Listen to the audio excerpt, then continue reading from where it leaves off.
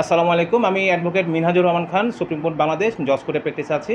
আজকে আমার বাদী মওদুদ আবদুল্লাহ প্রকাশ্যে শুভ্র, উনি আজকে বাদী হয়ে জুডিশিয়াল ম্যাজিস্ট্রেট ১ নং আমালি আদালতে একটি সিআর মামলা আমরা দায়ের করি এবং এই মামলাতে মোট আমরা ৪ জনকে আসামি দিয়েছিলাম এবং তাদের মধ্যে ছিল মাসুদ, আলামিন, ফয়সাল এবং তরিকুল। এই আমার যে বাদী উনি একজন সাংবাদিক এবং উনি একজন মানবাধিকার কর্মী। উনি অনেক দিন যাবতই এই বিভিন্ন আসামিদের কাছ থেকে এবং এছাড়াও আরও অজ্ঞাত অনেক আসামিদের কাছ থেকে অনেক রকম হয়রানির শিকার হয়ে আসছিল এবং এই হয়রানির কারণে উনি অনেক জিডি করেছে, অনেক মামলা করেছে, বা কোথাও সুষ্ঠু প্রতিকার পাননি। এবং এই রিসেন্টলি 31/3/2026 তারিখ, এই তারিখে এই আসামিরা তাদের একটা অকারণ ঘটায়, তাকে অপহরণের চেষ্টা করে এবং আসামির তাকে তুলে নিয়ে যাওয়ার চেষ্টা করেন এবং তার কাছ থেকে আসামিরা চাঁদা দাবি করে।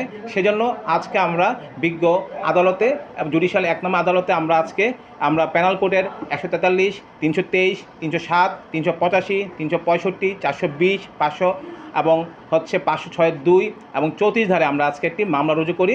বিজ্ঞ আদালত এই মামলাটি পর্যালোচনা করেছে এবং বাদীর বক্তব্য শুনেন এবং মামলাটিকে উনি কোতোয়ালি থানাকে তদন্ত দিয়েছেন এবং উনি ওনার সুষ্ঠু বিচার দাবির জন্য উনি অনেক মামলা করেছে এবং এতগুলো মামলা করার পরও কিন্তু উনি ওনার ন্যায় বিচার প্রতিষ্ঠা করতে পারেনি।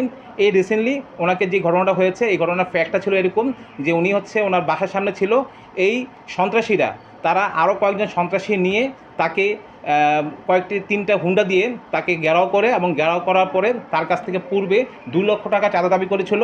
এছাড়াও তাকে মানহানির বিভিন্ন রকমের বক্তব্য অনলাইন এবং সোশ্যাল মিডিয়াতে প্রকাশ করেছে এবং এই মিডিয়াতে প্রকাশ করার জন্য উনি যখন মানা করেছে, সে মানা করার কারণে তারা তার কাছ থেকে 2 লক্ষ টাকা চাঁদা দাবি করে।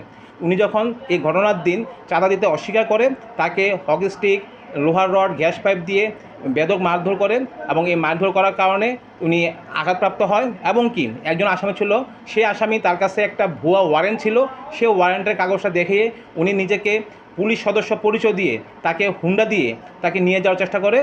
পরবর্তীতে সে সাক্ষীদের সহায়তায় এবং আশেপাশের মানুষদের সহায়তায় সে এখান থেকে জানে রক্ষা পায়।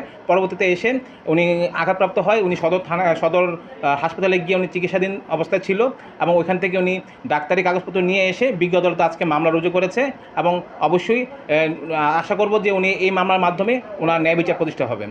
আশা করি। ধন্যবাদ সবাইকে। আর তার জন্য অবশ্যই সবাই দোয়া করবেন। ধন্যবাদ।